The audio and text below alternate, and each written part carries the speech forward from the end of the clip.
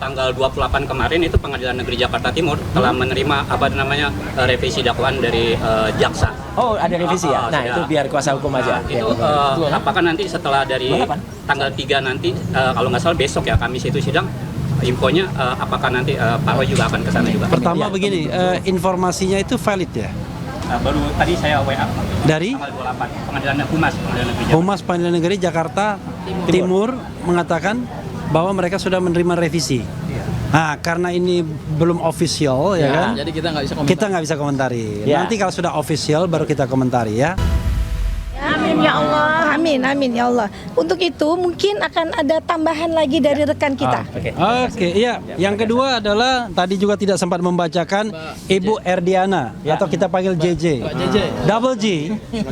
Double J. Silakan. Tambahannya ya semoga yang perapit ketiga ini ya. Ketiga ini ya berjalan dengan baik karena memang sudah sesuai dengan peraturan perundang-undangan yang memang sudah berlaku dan diberlakukan. Tadi juga ada dasarnya juga putusan MA dan ada jurisprudensi juga. Jadi semoga memang dikabulkan untuk saat ini dan memang dananya juga bukan untuk kita, untuk pribadi ataupun advokat. Jadi memang disalurkan ke yayasan sosial. Jadi semoga memang bisa dikabulkan.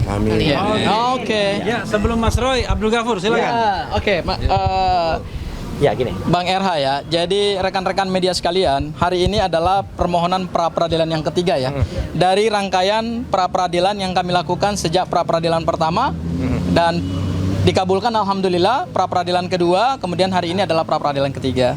Tadi sudah kami bacakan permohonan pra-peradilannya dan berdasarkan juga hasil tanya jawab kami dengan Hakim Tunggal pra-peradilan bahwa permohonan pra-peradilan ketiga ini memang tidak bisa dilepaskan dari materi permohonan pra-peradilan pertama maupun juga permohonan pra-peradilan yang kedua.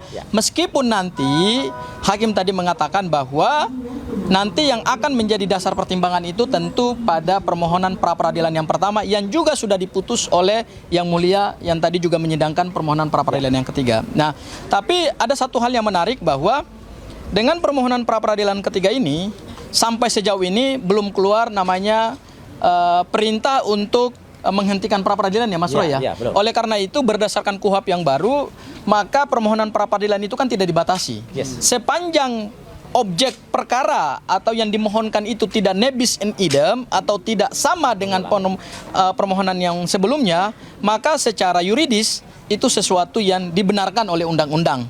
Jadi kami ingin menepis anggapan-anggapan di luar bahwa permohonan pra-peradilan ini sebenarnya adalah strategi untuk mengulur-ngulur waktu. Tidak, kami tidak mengulur-ngulur waktu. Justru yang kami laksanakan hari ini adalah kami sedang melaksanakan perintah hakim pada putusan pra-peradilan yang pertama, yaitu terkait dengan permohonan ganti rugi dan rehabilitasi dimohonkan pada permohonan yang lain. Sehingga hari ini kami mohonkan secara terpisah dan itu adalah pertimbangan dari hakim pra-peradilan yang sama pada putusan yang pertama. Itu hal yang pertama.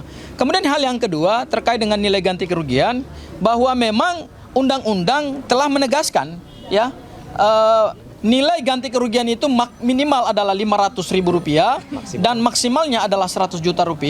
Oleh karena itu kami mengikuti apa yang sudah ditegaskan oleh undang-undang. Sehingga terhadap kerugian imaterial ya, kerugian material mohon maaf, itu 106 juta dan imaterialnya adalah 100 juta. Dan insya Allah tadi kami tegaskan juga di hadapan hakim pra-peradilan, kalau nanti berkenan dikabulkan oleh hakim pra-peradilan, maka uang tersebut akan disumbangkan kepada yayasan sosial. Jadi tidak ada motif ekonomi di balik permohonan pra-peradilan ini. Dan yang ketiga adalah kami memohonkan ini untuk memberikan satu edukasi hukum, sekaligus juga mungkin contoh bagi para pencari keadilan. Jangan ragu dan jangan takut ketika saudara dikriminalisasi, saudara ditangkap, ditahan tidak sesuai dengan prosedur hukum, saudara punya dua pilihan.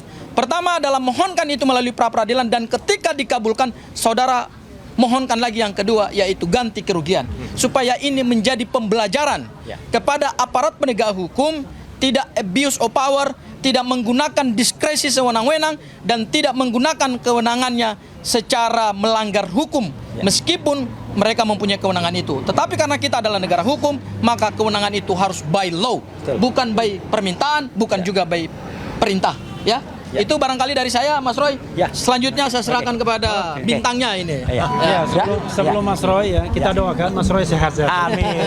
Ya. Silakan Mas Roy. Ya, Assalamualaikum warahmatullahi wabarakatuh. Waalaikumsalam. Saya insya Allah akan menyampaikan beberapa hal yang mungkin tadi belum tersampaikan, tapi penting ya, fakta-fakta persidangan. Yang pertama adalah ya awal persidangan, tadi kita melihat bahwa turut termohon itu tidak hadir, ya gitu, yaitu jaksa. Tapi turut termohon sudah menyampaikan surat bahwa mereka akan mentaati setiap putusan yang ada. Jadi ya sudah. Kalau begitu supaya tidak mengulur-ulur waktu, tadi hakim tunggal dengan cepat menyatakan sudah dimulai. Jadi hari ini adalah pembacaan permintaan kita, permohonan kita. Besok adalah jawaban dari pihak termohon, yaitu hanya ada satu, yaitu pihak dari kepolisian atau dari Polda Metro Jaya. Kemudian kami akan menyampaikan replik, kalau kami akan menyampaikan replik, dan kemudian juga akan sampaikan duplik dari pihak termohon, ya gitu. Jadi itu dalam sehari. Jumat itu adalah bukti. Jadi kalau tadi ada beberapa teman media yang menanyakan bukti-buktinya apa Mas gitu. Nah itu tadi bukti-bukti yang sudah dibacakan, ya, yaitu tentang adanya nota sekian, ada nota A, nota B yang totalnya adalah 106 juta. Itu semuanya nanti akan kita sampaikan pada hari Jumat. Ya, dengan disertai adanya saksi. Siapa saksinya? Tunggu saja hari Jumat. Ya, gitu yang nanti akan ada. Nah, kemudian nanti hari Seninnya adalah saksi dari pihak termohon. Kemudian Selasanya adalah kesimpulan dari masing-masing dari kami dan juga dari pihak termohon. Dan kemudian Kamis adalah putusan. Kamis tanggal 6 Agustus itu adalah putusan. Nah, Kamis tanggal 6 Agustus itu ini memang menarik. Kalau sidang di Jakarta Timur itu juga kemarin berjalan, eksepsinya tidak diterima, eksepsinya misalnya jalan terus, maka konon 6 Agustus itu katanya ada yang mau hadir di Jakarta, ya toh katanya di sana. Tapi kita tunggu nanti, kalau enggak ya kesini aja dulu ya, ke Pengadilan Negeri Jakarta Selatan untuk mendengarkan keputusan itu. Itu yang pertama. Ya, yang kedua adalah yang ingin juga saya sampaikan ya, kami sekali lagi mengaturkan terima kasih atas semua pihak yang sudah mensupport ini semua ya, termasuk kepada Hakim Tunggal yang tadi juga bagus banget beliau itu memberikan pandangan, masukan kepada kami yang kemudian supaya tertibnya pokok yang kita mohonkan. Maka tadi beliau menyarankan ini saja, fokus saja ke sini. Itu bagus ya. Jadi menurut saya kami mengapresiasi itu semua. Dan yang ketiga ya, yang ingin saya sampaikan saja, setelah ini siang nanti jam 2 kami akan bersama-sama ke Pengadilan Negeri Jakarta Utara. Loh, apalagi itu? Ada tuntutan perdata atau gugatan perdata perbuatan melawan hukum terhadap seseorang. Ya gitu. Seseorang itu tadi sudah disebut juga di dalam acara. Salah satu dari 4 pelapor yang melaporkan saya, ya, bukan Joko Widodo, tapi salah satu dari 3 termul yang ada, ya gitu. Siapa dia? Nah, nanti ada di Pengadilan Negeri Jakarta, dan itu sudah masuk sidang yang kedua ya, karena pada saat sidang yang pertama mereka tidak datang. Jadi itu penegasan dari saya, dan sekali lagi untuk menegaskan bahwa uang itu bukan hanya untuk kami terima saja, ya, bukan untuk kami, sama sekali bukan untuk kami, tapi untuk yayasan yang bersangkutan. Maka sebagai wujudnya kami sudah ada kok uangnya, ada di sini. Nah, karena ini warnanya biru ya, ini warnanya juga biru, ya gitu. Jadi kita sampaikan kepada yayasan yang memerlukan. Jadi 206 juta rupiah itu ya diputuskan semua atau dikabulkan sebagian atau apa, yaitu terserah kepada Yang Mulia Hakim Tunggal Pak Iketut Darpawan. Sekian, terima kasih. Wassalamualaikum warahmatullahi wabarakatuh. Yayasannya apa kalau sudah ditentukan Pak? Yayasan yang menerima uangnya nanti akan kita umumkan. Ya, tapi yang jelas itu yayasan asli ya, bukan yayasan fiktif. Ya, gitu. Ya, nggak ada. Nggak juga enak masa yayasannya sudah ditentukan sementara uangnya saja belum ada. Nah, iya kan? Jadi kan kita tunggu putusannya dulu, Pak. Kira-kira ada beberapa yayasan, Pak? Nanti akan ada rapatnya. kita ya gitu, diskusikan. karena layaknya berapa, nggak mungkin kalau banyak banget kan gitu, tapi juga mungkin tidak hanya satu. Kita lihat saja nanti. Saya kira itu ya, teman-teman semua. Oke. Apa itu? Tanggal 28 kemarin itu Pengadilan Negeri Jakarta Timur telah menerima revisi dakwaan dari jaksa. Oh, ada revisi ya? Nah, itu biar kuasa hukum aja. Itu apakah nanti setelah dari tanggal 3 nanti, kalau nggak salah besok ya, Kamis itu sidang, infonya apakah nanti Pak Roy juga akan ke sana juga? Pertama begini, informasinya itu valid ya? Baru tadi saya WA Dari tanggal 28 Pengadilan Negeri Jakarta. Humas Pengadilan Negeri Jakarta Timur mengatakan bahwa mereka sudah menerima revisi.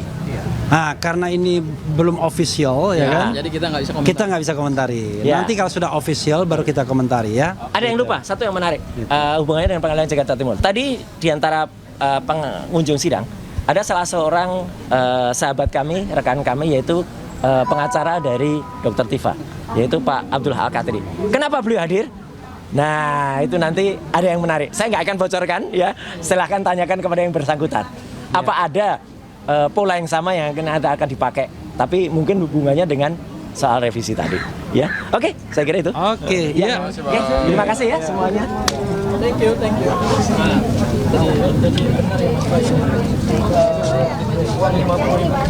Banyak. Kita sampaikan.